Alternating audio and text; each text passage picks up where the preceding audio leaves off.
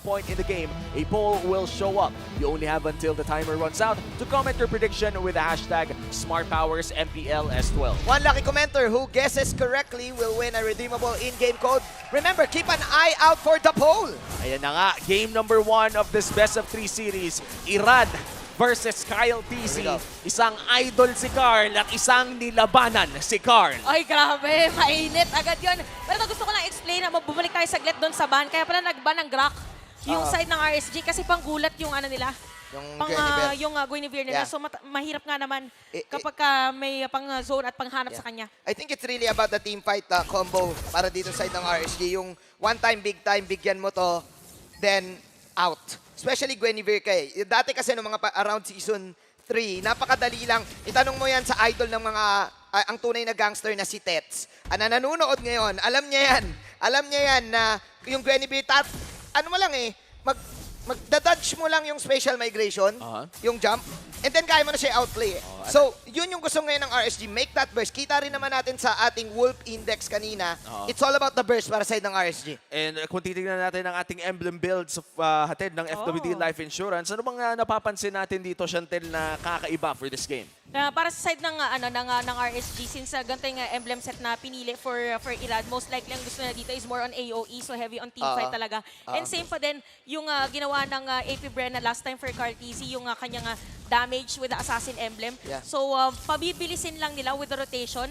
Speaking of rotation, nandun na agad. So difference agad in terms of level for Irad or experience na nakuha nila. Space jump out for Ira that time.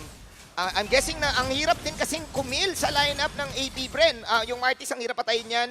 Siguro ang pinaka-matatarget mo lang dito is the Franco itself. Kahit na yan yung tank. So let's see kung anong gagawin ng RSG. Kailangan nila ng ultra-fast na engage na nagmumula sa RSG kung gusto nilang protektahan ang turtle na sinimulan nila. Pero mukhang may hila na ito at nakain na rin. Hindi, wala pa palang 4 si Ogwen. Yeah, level 4 pa lang si Master Ogwen. Pumasok ngayon!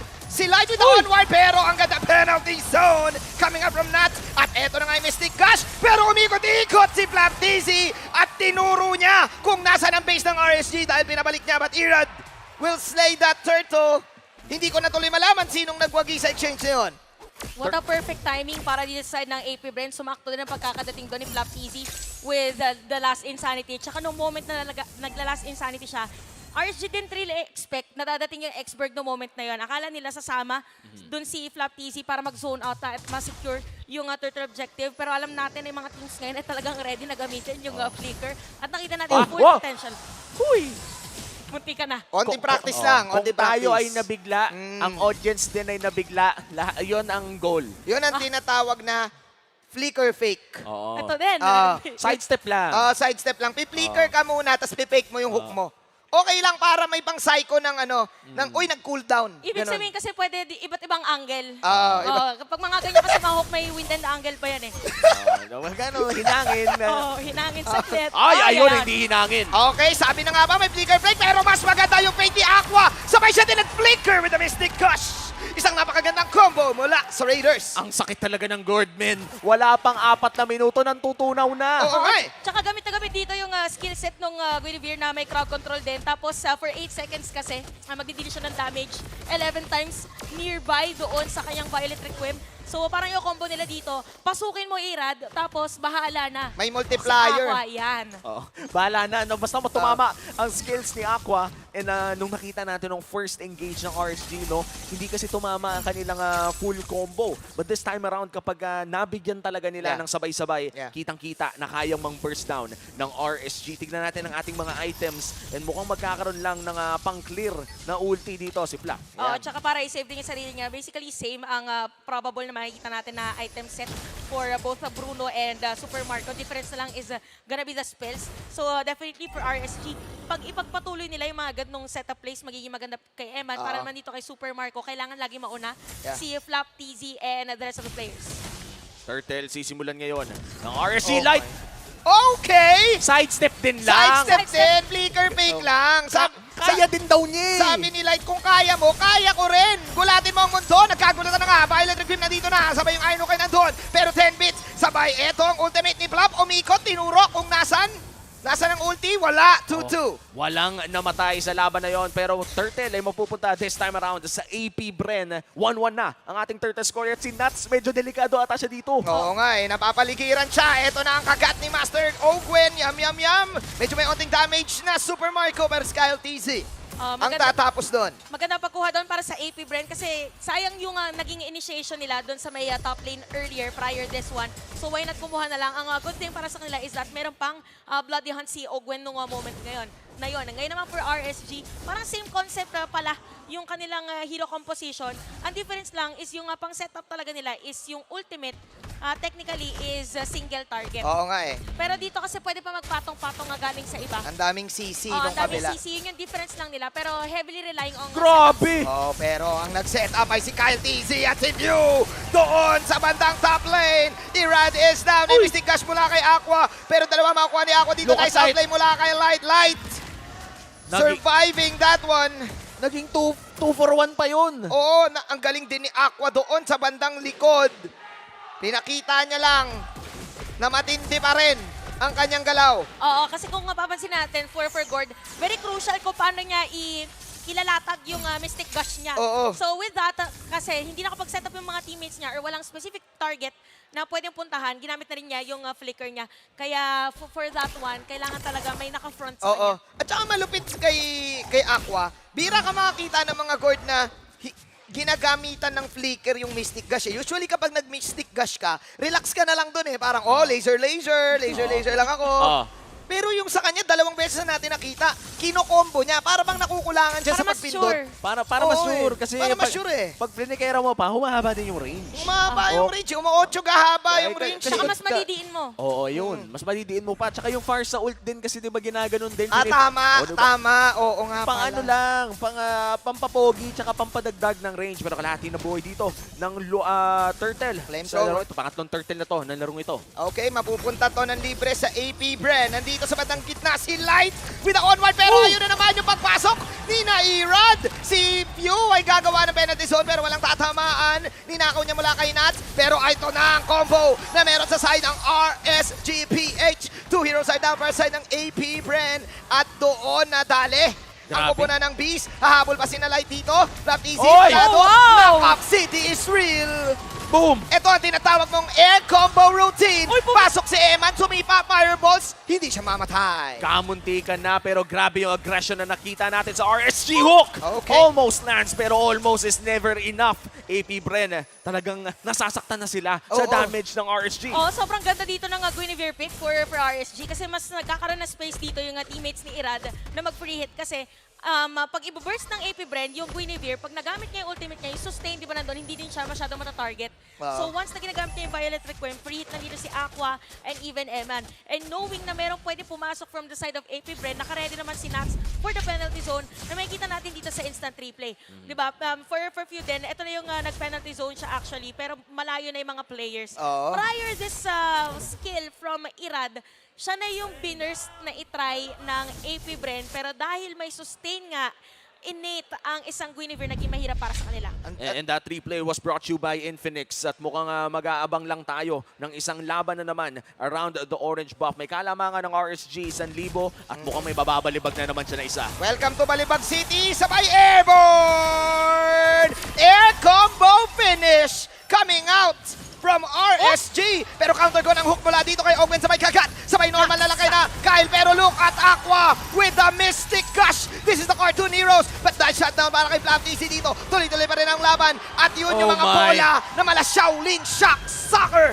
Shaolin Shocker. Grabe yun! Na Ginulat! pinabanat, ginugulat ng mga bola, mga kaibigan. Tapos nahila pa si Light. Yun na ata yun. Yung sa lahat ng pwede mong mahila, yung tank pa. Sa dinami-dami talaga. At yung hero pa dito is more on sustain. Kaya naman, bilis mo ako ng RSG Lord. But I gotta say, Aqua dito, isa na siya sa mga pinaka-pasensyoso na pulse for. Inantay niya talaga yung perfect timing. Oo. Inantay niya yung perfect na pwesto. Kung saan niya ilalatag yung kanyang mga mystic projectile and even injunction Oo. nung moment na yun. Kasi yung skill na yun alone na dalawa, tapos samahan mo pa ng critical damage from Eman, ang hirap i-sustain nun for AP Brent. Ang dami nilang ang dami nilang pan-damage doon sa mga stand din. Kunyari, isipin mo mga penalty zone. Pipindutin na lang ni Aqua, actually skill niya, shoot na yun lahat eh. Rekta pogi na eh. Oo, rekta Parang pogi ano na eh, minay ka pa na lahat-lahat, ngingiti na lang. Ah. Pero oy, si Light, kalahati na nakapag-primal rat pa man, G! Okay, tingnan natin makakawala si Flav dito. Si Kyle TZ, subukan siya ligtas. Si Nats mabubuhay din. Walang magagawa yung Lord na sa push.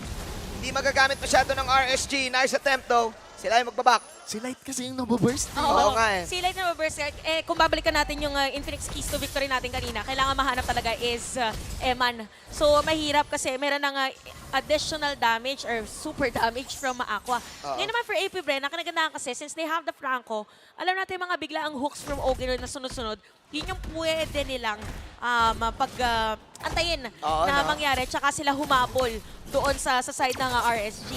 So, in terms of items, kompleto na rin naman na halos yung item dito ni Super Marco. So, more on hooks na lang talaga. Kailangan natin antayin kung makakagawa nga ba ng play ang AP Bren. Alam naman natin na nasa kamay ni Ogwin ngayon. Ang kanilang win condition ay mabingwit ang tamang target this time around. Pero eto, kunyari hindi natin alam yung conceal. Nandito si Irad. Practice lang, Irad! Special jump! Combo finish na naman! Pero nasa likod Super duper Marco na binabanatan ng mga pana. Pana dito, pana doon with a lip yan, boy! Naiwan doon si Light. Double kill mula kay Super Marco. Napakagandang flank mula kay Super. Lagyan mo pa ng duper, Marco! Ayun yun eh, heavy crossbow na ando na sa likod at pinag-uubos ang Raiders. Oo, again, for AP Bren, dalawa yung tinamaan nung talon dito nung Guinevere. Tapos sumakto pa yun yung mga merong sariling sustain, si Kyle TZ at si Flap TZ. Ang play pala ng AP Bren, nag-conceal din sila, tumalikod yung dalawa, si Supermark. Ano, makikita natin sa instant replay. Thank you for the visuals. Diba? Ayan, tinamaan yung dalawa.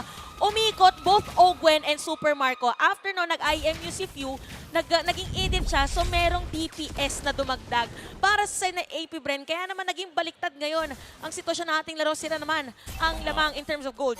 And that was just a brilliant micro shot goal. galing. Hindi yun macro eh. Yung macro kasi yun yung mga rotations nyo. Yun men micro. Micro. Conceal tayo, dun tayo sa likod, target agad natin si Eman. And kung sino man yung nagsha-shot call sa Bren, talagang Hands down. kakaiba, hands down ang ganda ng call nila. Ang ganda sa replay.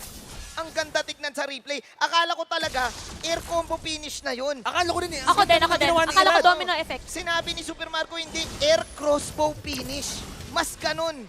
Piruin mo, pwede pala yun. Pwede naman palang sa likod daanin. Sakto din. Pabilog naman daw yung terrain eh. Oo nga eh. Mataas din naman yung vertical ng Jet Tiger niya. Oo, pwede nating gamitin. Tumatalon din eh, di ba? Tumatalon din eh. Pero to crucial ngayon. So, yung positioning na gano'n na ginawa ng AP Bren kanina, medyo mahirap i-pull off. Ang hirap nun. Kasi meron dalawang push ngayon eh. Yung sa may taas. Na for sure sisilipin na this time around both Nats and Light. Pero equalize ang gold natin dito, no? So, ibig Yes. sabihin, parehas ng mapanakit ang mga teams natin kung sino na lang talaga yung makakuha ng mas magandang pick-off or mas magandang play. And wow, talagang ino-hold lang nila yung Lord. Kamustahan dito, nagmumukaan lang si Kyle TZ at si Nats. Kung ikaw siguro yung RSG, marirealize mo na ano eh, oy, hindi ata pwede maulit. Parang, yung likod nyo yung likod nyo, parang naka-ready na eh. Nag-set na sila ng camera sa Ayun! likod eh. Ayun! Harapan na tuloy nila, isa-isa lang pala ang plano. Paano mo naman kasi, paano ka malilikuran kung hinarapan mo na, inunahan mo na? Oy, meron hook. Pero hook agad. Ito na may mga crossbow Super Marco. Pero si Nats with a flicker out after the penalty zone. Outplay na nandoon sa Genty mula kay na Aqua. Si Flap TC ang harap dito. Hinabol na Super ngayon Marco, Super Marco. Pinabanatan Super Marco. Tumatakbo din si na Flap. Pero si Eman dito, isang hit na lang mula kay Eman sana. Pero 10 beats. Dalawa na wala side ng AP Bren. Nice pick-ups magmumula sa Raiders. RSG with a great pick-off. Ang nakakalungkot doon for AP Bren, yung unang tatlong banat ng heavy crossbow ay napunta doon sa Lizard. At saka, what a smart move para dito kay Eman. Ginamit niya na, uy! Ito na naman yung mga flickers. Sumama pa ng isa. At napakasakit na ng mga umaapoy na bola mula kay Eman Yeman. Eman at isa pa. Boom! Shoot!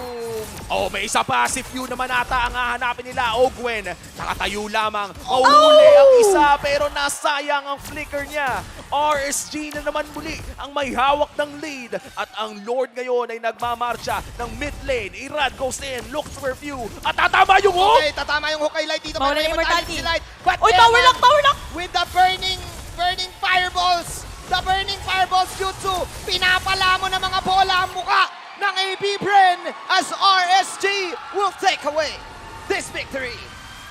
And this winning moment is brought to you by our official sponsor, FWD Life Insurance.